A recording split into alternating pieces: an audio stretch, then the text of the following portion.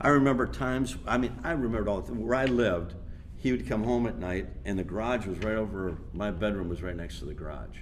And I'd hear him come home and I always wanted to get up and find out, Dad, did you win? So one night I get up and I run to the door, George, and I should wait and tell the story later. Well, that's fine. That's what we're here for.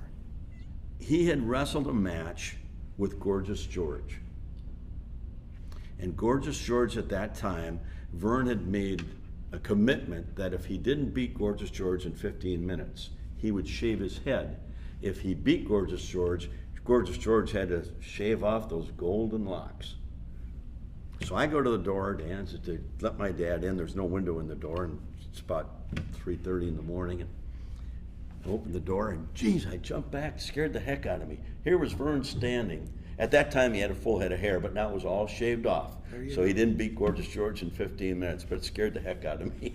So Vern lost his hair before he lost his hair. That's right, he did. And I don't think it ever grew back after that.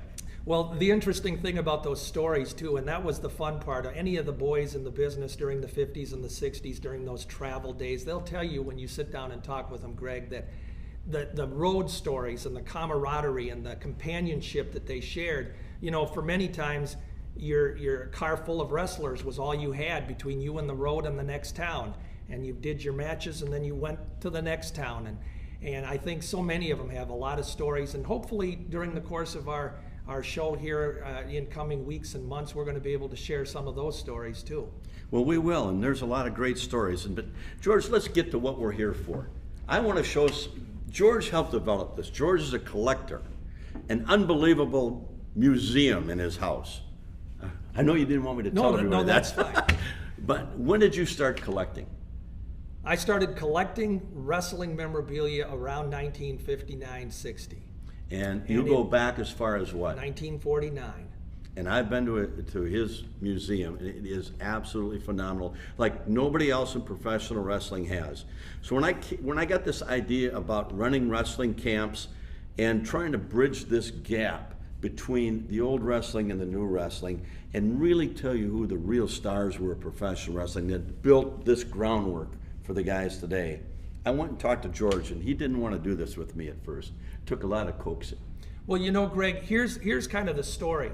One of the things that's made me a historian, if that's what you want to refer to me as, and you talk about this museum, one of the things that the wrestlers of your generation and Vern's generation and the promoters of those generations, one thing they didn't realize is that there were serious fans out there. There were people that collected the stuff that they sold, and they only wish they had more of it. But when you're talking pictures, when you're talking programs, one of the things that I was very fortunate to do, Greg, is I would buy the programs from the Minneapolis and St. Paul cards that I attended regularly once I got my driver's license in 1967, and I was no longer held back. No longer had to ask, Dad, can we go to the matches? Please, Dad, can we go to the matches? I was on my own.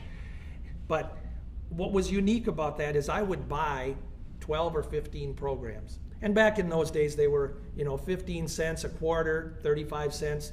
And what we want to do too at some point is we'll share with you. In fact, I have some that I'll take out here in a bit, and we'll show you what some of those programs look like. But what was unique about it is I'd buy 12 or 15 of them, and I'd add one to my personal collection that nobody else was going to touch. But then what I did, Greg, is I set up a network of friends, fans, other wrestlers in some cases, and promoters from different cities around the country. This would have been something that your dad and even yourself probably would have never envisioned, that there were people out there that actually did this. No. So we knew what was going on, even though you were trying to keep it a secret from us.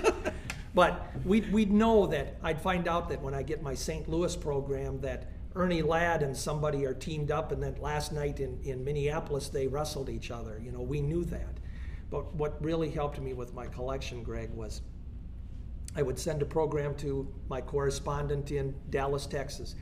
He in turn would send me their program from Dallas. So what I was able to do is build the collection of all these programs from all these cities. So now when you want to do research, whether it be Houston, Dallas, San Antonio, Fort Worth, San Francisco, Los Angeles, Denver, Winnipeg, Miami, Fort Lauderdale, Atlanta, up on the East Coast, it doesn't matter. Cleveland, doesn't matter. Detroit. I can go back and I can pull out those records. And I can tell you who was in a city on a particular night, and I can tell you who won.